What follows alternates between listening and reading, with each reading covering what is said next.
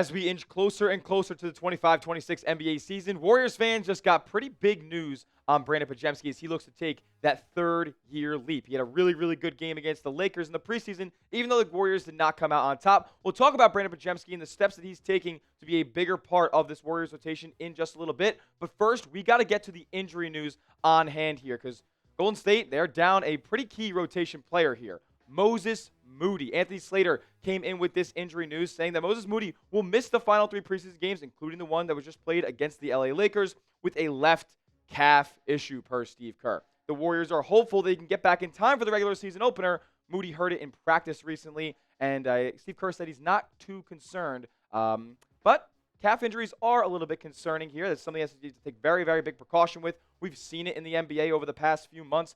3 different superstar-level players went down with a torn Achilles, and a good reason why was because they had a prior calf issue. Maybe not so much with Jason Tatum, but we saw it with Tyrese Halliburton. We saw it with Damian Lillard. So you want to take really, really big precaution with an injury like this, and if he's got to miss a couple of games to start the season to make sure he's 100%, we're going to make sure that goes down. We'll talk more about Moody in just a moment, but this is why you subscribe to the channel. When Warriors news comes through, when we get injury news, when we get a roster move of any kind, we are going to make a video for you guys right here at Warriors Today. We are almost at the biggest milestone in channel history of 100,000 subscribers. We are literally like 1,500 subs away from getting there. If you love the Warriors and you want free content every single day, go down below, hit that subscribe button right now.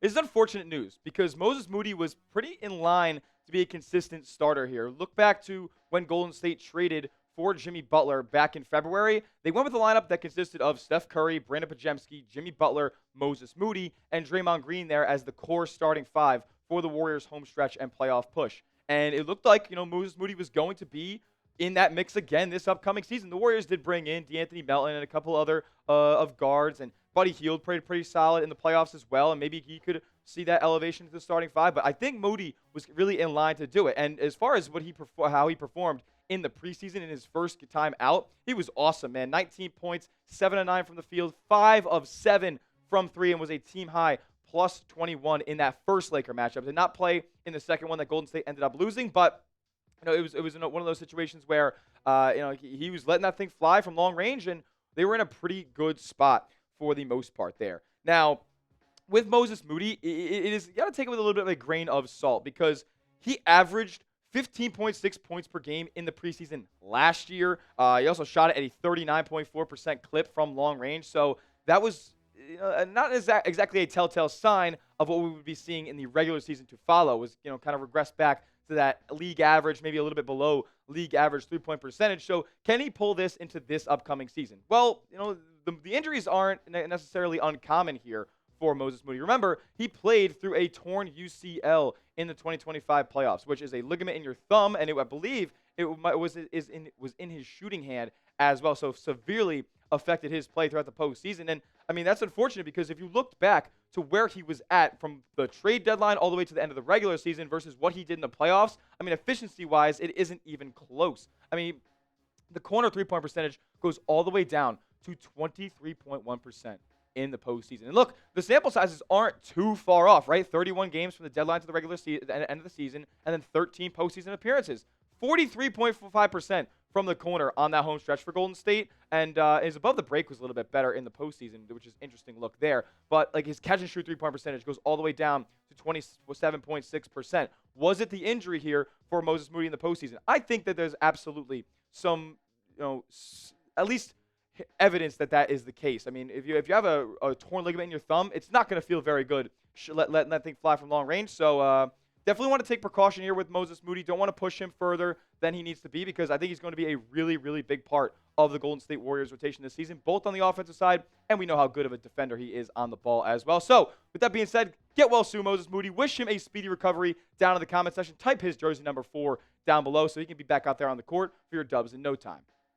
Next, we're going to get to that major news on Brandin Podziemski because he is looking like a player this upcoming season. We'll talk about it around the corner, how he performed against the Lakers. But first, I got to tell you guys about our proud sponsor, as this episode is brought to you guys by Prize Picks. You and I make decisions every single day, but on Prize Picks, being right can get you paid. This upcoming basketball season, it can get to 2,000 times your money in the same lineup. It's daily fantasy made easy. All you guys got to do is pick a lineup of 2 to 6 players and just pick more or less on their projected stats. And look, there's a bunch of apps out there that do that, but PrizePicks is the best because PrizePicks is the only app that offers stacks, meaning you can pick the same player up to 3 times in the same lineup. If you want to pick Steph Curry rebounds, 3-point makes, and assists, all in the same lineup, you can do so only on PrizePicks. It's also becoming a social event as well. You can follow other PrizePicks players directly on the app and copy their lineups in one click.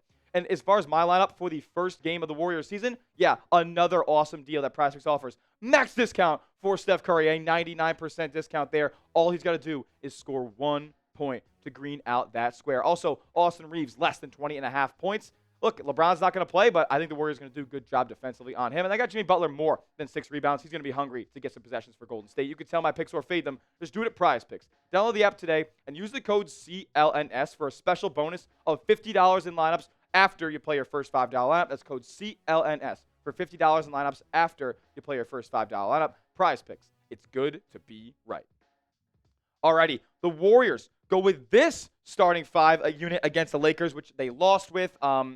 Jimmy Butler and Steph did not play in this game, but that's going to be the situation probably fairly consistently throughout this season as Steph is 37, Jimmy's 35, Draymond's 36. Like, this is probably going to be pretty commonplace throughout the season. So Brandin Podziemski starts at the 1, Buddy Hield gets a start, Kuminga gets a start on the wing, and then Draymond Green and Quentin Post there rounding out the front court. But Podz was the only player really out of this whole 5-man unit that stepped up and played at a really high level. I mean, 23 points, 8 assists, 5 boards, 10 of 16 from the field.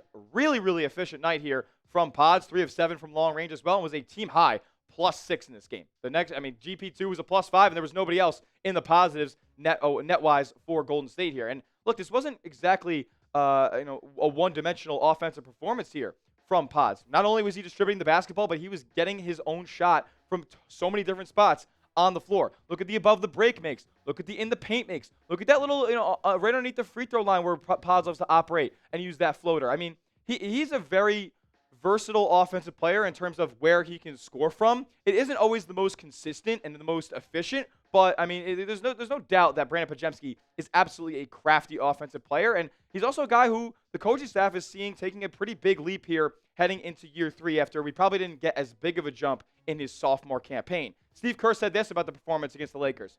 He was great. He's been really aggressive throughout camp. I know he didn't score particularly well in the first 2 games, but this is more like what he's looked like in practice and scrimmages. Super aggressive, very confident with the shot, moving the ball. He's just had a good feel and a good flow, a good pace to his game. He was definitely aggressive and playing at a high level.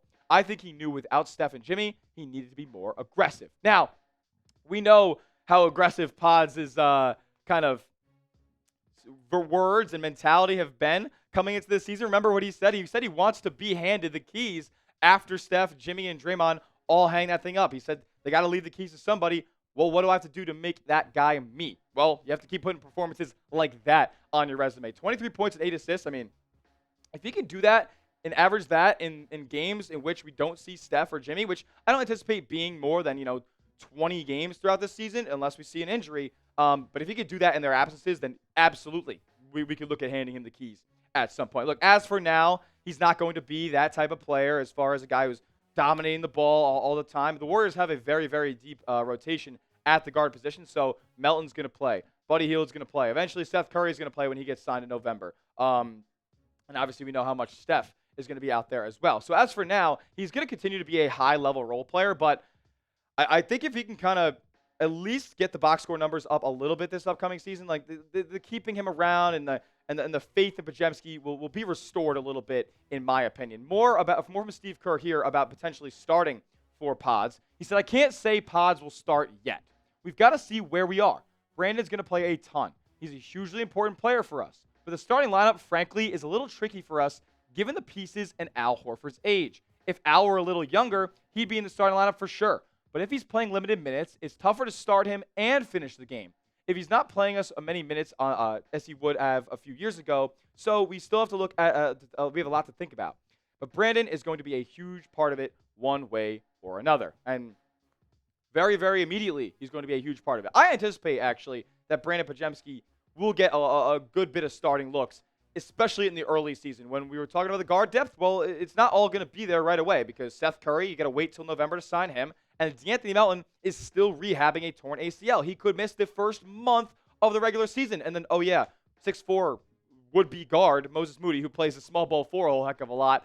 He's out with a calf injury now as well. So here we go, Pods. Big responsibility on your plate here. Look, he will probably play a lot of point guard for Golden State. We know how much Golden State likes to run Steph off the ball, and I mean, why wouldn't they? He's the best off-ball mover that there's ever been, and Al Horford talked about how much of a threat he is. Like, everybody knows that Steph is working at his best when he's just running the perimeter and trying to get the defense on their heels and tired. So Pods will probably play a lot of point guard early for Golden State here, and I'm excited to do that because he's confident, didn't turn the ball over nearly as much as some other Warriors did in this game, who we'll talk about later on. So I think he's going to play a lot of point here for Golden State pretty early. He said this about that responsibility.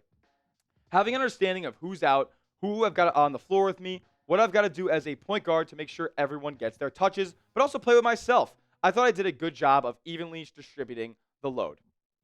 I think this is like the next level of Brandin Podziemski because, look, we all know that he's not going to be ever an uber athlete or somebody who jumps off the page as a highlight level player. But what he can do is, work with what's in between the ears to his advantage. I think this next upcoming season is going to be a big one for Podziemski's IQ and his mentality and just the overall leadership qualities that he's going to have as an NBA player throughout his career. So I'm very, very much looking forward to seeing another leap for him here. What's your confidence level in Brandin Podziemski? Let me know down in the comment section because I think he's going to play a whole heck of a lot of minutes this upcoming season. Scale it for me 1 to 100. 1 being no confidence at all. 100 being this might be a future all-star like Joe Lacob suggests. Let me know what you think down below.